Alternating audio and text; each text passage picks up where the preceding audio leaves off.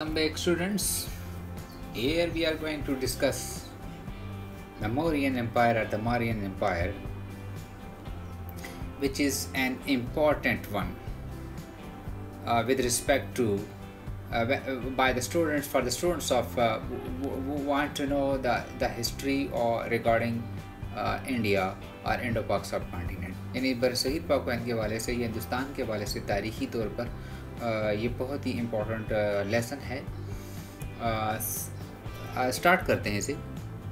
यहाँ आप देख लें, आप नक्शे में, मैप में आप देखें मौर्यन एम्पायर और टाइम पीरियड भी लिखा हुआ है 321 BCE बिफोर क्राइस्ट एरा। मैंने लेक्चर एक दिया हुआ है, उसमें आप AD और BC मैंने समझाया हुआ है।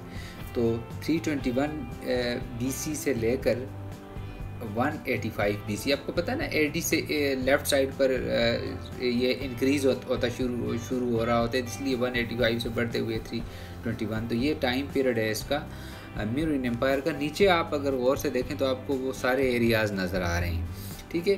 तो यहाँ टाइम वेस्ट नहीं करते, आगे बढ़ते हैं। और इसका इंट्रोडक्शन में कुछ इस तरह से पहली वाली 3 लाइनें देखें आप। Mauryan empire was a geographically extensive iron age historical power based in, ये लफ्ज़ है मगधा या मगाधा। आजकल इसको बिहार भी कहा जाता है, ठीक है, बिहार। आगे मैंने लिखा हुआ भी है नाउअडेज बिहार, लेकिन इस लाइन में मैं फिर आपके लिए दोबारा करता हूँ। Mauryan empire was geographically extensive iron age historical power based in Magadha and found by Chandragupta Maurya. ये चंद्रगुप्ता से आगाज़ होता है। Which dominated the Indian subcontinent, यानी जिसने बरसगीर पाक हिंद पर गालिब रहा 322 से लेकर 185 BCE तक, ठीक है। 321 से 322 से 321 से 185 BCE तक। पिछले मैप में भी आप दोबारा उसमें देख लेना, यही है, ठीक है। तो ये इसका टाइम पीरियड है और ये बंदा मौर्यन डायनेस्टी की बुनियाद डालता है।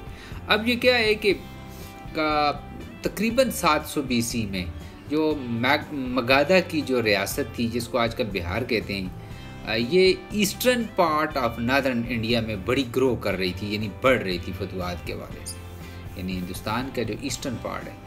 और इसकी जो बहादुरी की दास्तानें थीं वो सिकंदर आज़म तक पहुंच गई थीं, और इसी वजह से सिकंदर आज़म यहाँ उसने ईस्टवर्ड, अगर आपको याद हो मेरे किसी पिछले लेक्चर में, तो उसने मशरक़ की तरफ उसके सिपाहियों ने भी इनकार कर दिया था, वो भी नहीं आ रहे थे कि हम ईस्टवर्ड पर, अब ईस्ट वर्ड्स वाली साइड पर, आगे वाली साइड पर, यानी यहाँ से आगे नहीं जाते थे, एक्सला से आगे वाली साइड पर, और इस तरह से।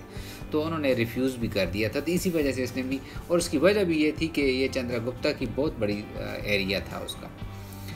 तो तकरीबन 326 BC में चंद्रगुप्ता मौर्य, जो कि मेंबर होता है मैगधन रॉयल फैमिली का, इसको मगधा से निकाल दिया जाता है और ये टेक्सला आ जाता है, यहाँ इसकी मुलाकात अलेक्जेंडर से होती है। और ये यहाँ क्या करता है कि ये प्लॉट करता है, मनसूबाबंदी करता है किसके साथ, some of the rulers of the Punjab के कुछ हुक्मरानों के साथ। और अलेक्जेंडर की ये सिकंदर आज़म की वफ़ात के बाद इसने जो यहाँ रह गए थे ग्रीक्स, फौजी यहाँ जो रह गए थे, इसने उनके साथ मुकाबला किया और उन्हें ख़त्म किया, और इस तरह से उसने इस पर कब्ज़ा किया। और he then defeated the Magdan armies and made himself emperor of the whole of the empire, जो कि नॉर्दर्न इंडिया से start cross the northern India, यानी नॉर्दर्न इंडिया के टोटल उस एरिया में स्ट्रेच हो जाती है, दूर दूर तक फैल जाती है। तो इसे हम मौर्यन डायनेस्टी कहते हैं, यानी ये इसका इंट्रोडक्शन है, यानी ये इसका आना है यहाँ इस एरिया में, इसका पस मंज़र कुछ इस तरह से। आगे हम देखते हैं मौर्यन पोलिस स्टेट या मौर्यंस की जो ग्रीक्स के साथ जंगें हुई हैं, और इनका तरीक़ाकार क्या था, उन्होंने क्या किया हुआ था। ग्रीक्स जो ग्रीक जनरल था एक सिलिसस, उसने जो ईस्टर्न पार्ट है अलेक्जेंडर की एम्पायर का, उस पर उसने उसके कब्ज़े में थी, और उसने पंजाब को रीगेन करने की, यानी दोबारा उस पर हमला आवर होकर उस पर वो करने की उसने कोशिश की, लेकिन उससे चंद्रगुप्ता ने शिकस्त दे दी थी, डिफीटेड बाय चंद्रगुप्ता। और फिर उसके बाद क्या होता है कि बलूचिस्तान और जो पाकिस्तान के बहुत से एरियाज़, जिसको आजकल सारे का सारा पाकिस्तान, ठीक है, और इसी तरह से अफ़गानिस्तान भी मौर्यन सल्तनत में, एम्पायर में शामिल हो गए। इस तरह से इसने सेल्सियस को हाथी वगैरह भी वापस किए थे, और इस तरह से वो तो तावान जंग है, वो उसको हम जिक्र नहीं करते। यहाँ क्या होता है कि ही वाज फेयर रूलर, इसको भी आगे देखते हैं। इन वुडन पैलेस, यानी ये बड़ा दयानतदार किस्म का रूलर था, और इस तरह से कि वो लकड़ी का उसका होता था, तख्त होता था, उसका महल होता था, जो कि जिसमें वो रहता था, और जब जो पर्शियन स्टाइल पर डेकोरेट हुआ था, और शहर के वस्त में होता था, और तकरीबन ये तकरीबन 15 किलोमीटर लंबा था इसका महल, और इस तरह से शहर के वस्त में होता था। ये शहर के वस्त में इसलिए होता था कि ये डर रहा होता था कि कहीं इस पर कोई इधर उधर से हमला ना कर दे दुश्मन, या इसको मार ना दे, और ये मुख्तलिफ़ कमरों में सोता था, यानी किसी एक मखसूस कमरे में नहीं सोता था, फियर ऑफ अटैक की वजह से, हमले की वजह से। और अपना जो खाना उसको होता था, उसको एक ऑफिसर जो है वो खाने से पहले उसको टेस्ट करके देते थे कि कहीं किसी ने जहर वगैरह तो नहीं मिलाई हुई। उस ज़माने में साजिशें, जहर और ये सारी चीज़ें जो हैं वो आम होती थी बादशाहों के हवाले से, ये सिलसिला। तो इसकी स्टेट जो थी वो एक तरह से बड़ी पुलिस स्टेट थी, यानी क्या था उसमें, काशियस था लिविंग स्टाइल, मैंने बता दिया आपको। State was ruled by force, यानी ताकत के ज़रिए, ताकत यानी इसका जो थ्योरी थी जो जिस पर ये अमल कर रहा था, वो फोर्स थ्योरी ऑफ स्टेट, यानी टू फॉर्म द गवर्नमेंट, ये वाली थी।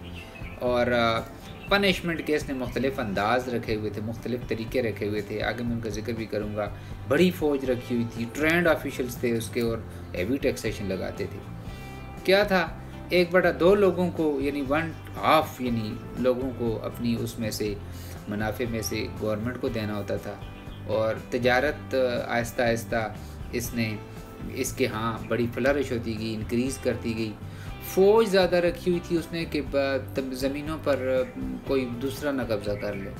पुलिस के इसके खुफिया लोग होते थे, हर जगह पर जाते थे, मार्केट्स में जाते थे, और अमीरों और गरीबों सब की जगहों पर जाते थे, चेक करते थे, ठीक है जी।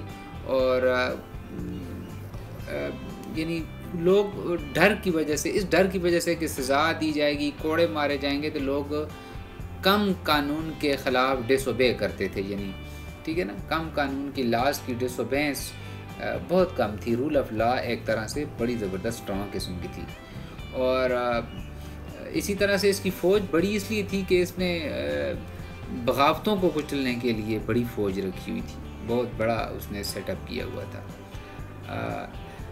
और स्टेट के पास उस ज़माने में ज़मीन स्टेट की होती थी, घोड़े स्टेट के होते थे, एलिफेंट्स वगैरह अपनी रियासत के होते थे, रियासत के यानी बादशाह के, ठीक है जी।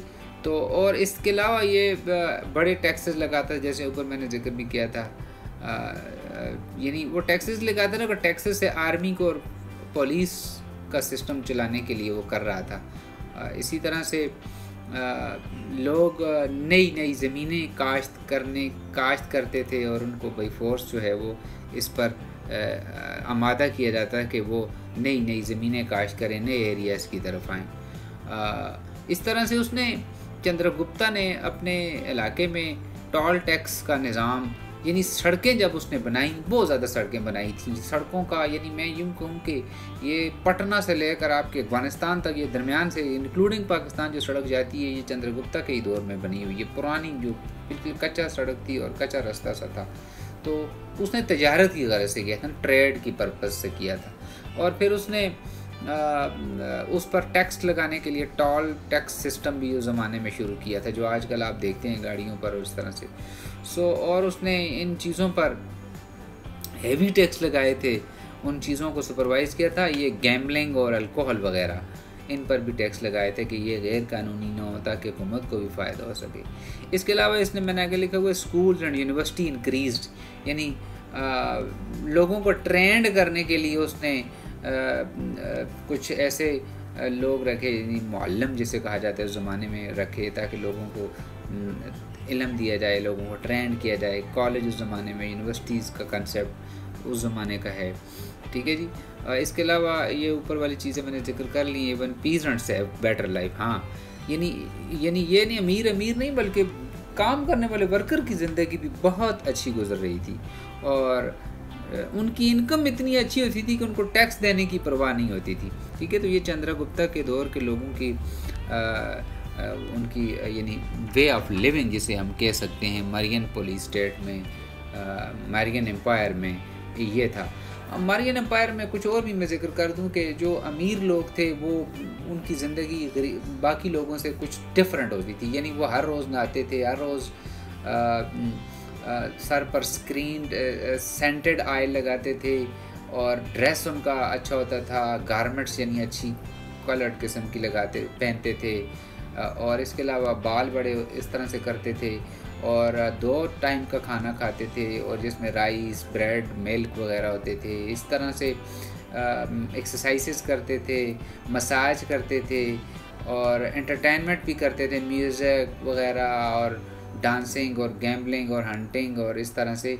और बाकी लोग क्या करते थे, वो वर्क करते थे फील्ड्स में और वर्कशॉप्स में और खेतों में, ठीक है। बहुत सी कुछ कहने के लिए है students. So if you here I have enough time for you, so if you have problems so you need to call me, ठीक है। Okay, thank you.